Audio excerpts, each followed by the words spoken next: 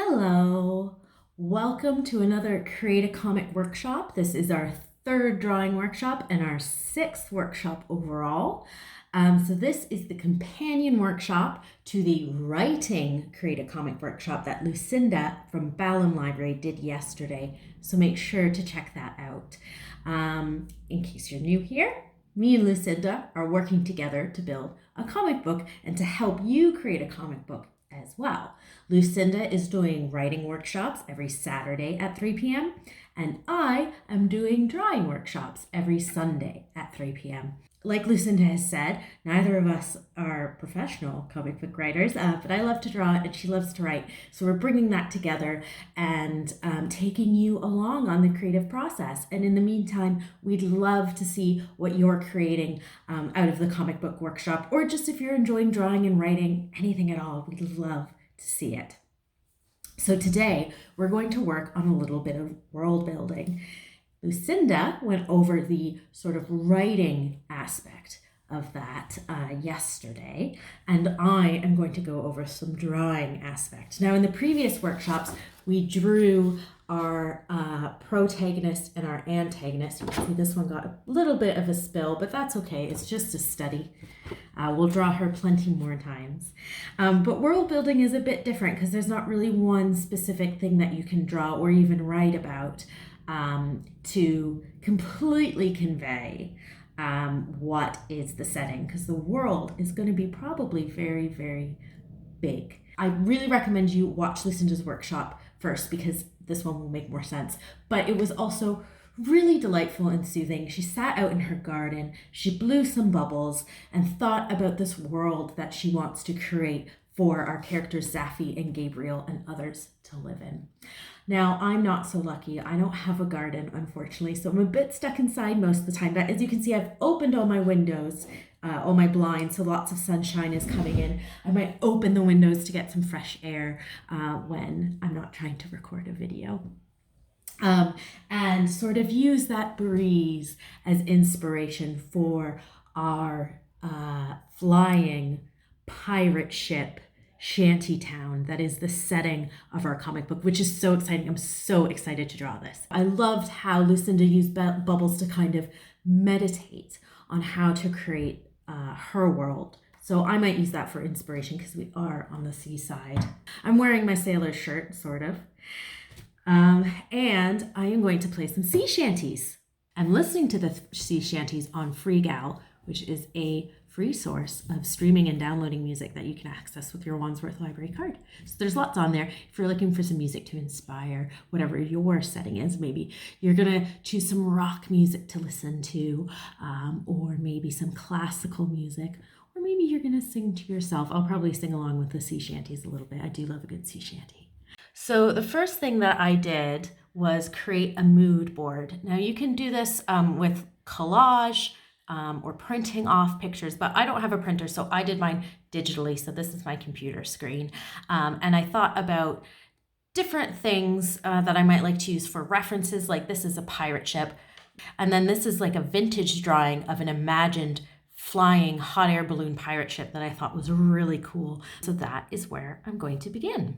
All right, so I've got all my inspiration around me. I'm going to start by sketching out my first sort of ideas for the kind of principal setting, which I think is this flying pirate ship shantytown. And then I'm going to sort of draw a mood board, a bit like the one I created digitally, with that in the center. And then we'll talk about the different things that will go around it and how that will help us brainstorm a visual representation of this huge, amazing magical world that Zafy lives in. So I'm just going to start with sketching that pirate ship.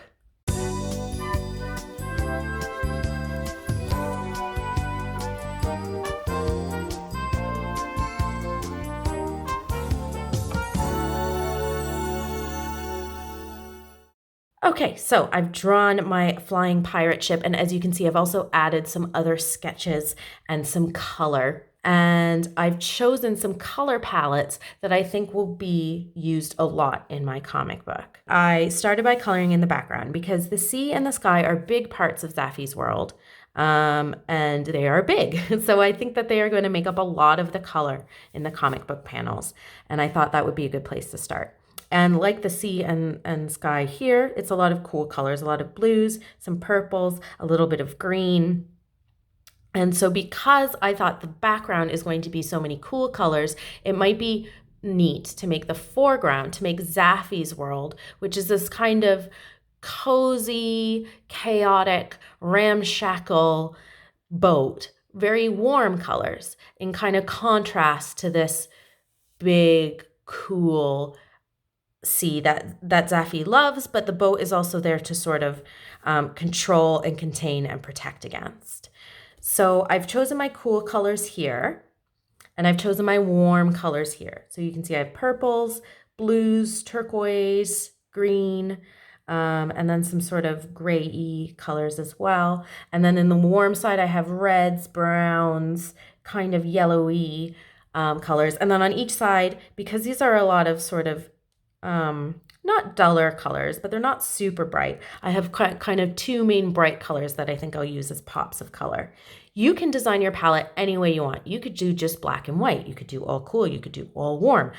It's totally up to you. But I do think that a kind of contrast, some amount of contrast and some amount of range is good. And of course, these are not the only colors you're going to use in your comic book. We're going to meet lots of characters. We're going to go to lots of places. You can use whatever colors you like, but it can be helpful to have a sort of core palette that you know these are the colors I use for the ship. These are the colors I use for the sky. And then you can always change and adapt as you go. I've also written down the color names on them so that I remember which ones I've used, because I have a bad habit of completely forgetting which markers I've used.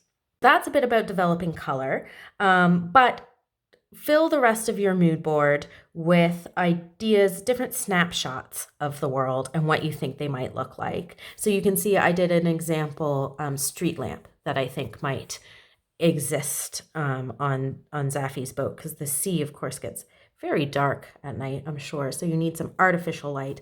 And then also the three natural light sources, the two moons and the sun. And a bit later, we'll start looking at how you draw light and shadow and how the sources of your light are going to affect a lot of the coloring, a lot of the different ways you convey what is happening in your comic book.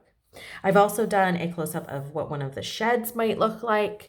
You can see it's got barnacles growing on it. There's a boardwalk, very seaside and ship inspired.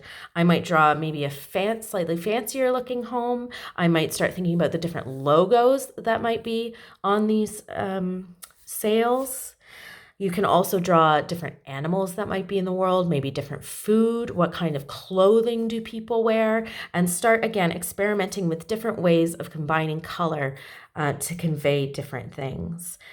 This is sort of how I planned it out afterwards, but just so that you know, like, this is what a lot of my stuff looks like before it gets on this stage. So this is sort of a second or third draft. Your first drafts, your first ideas are going to look a lot more chaotic, but that's all part of the creative process.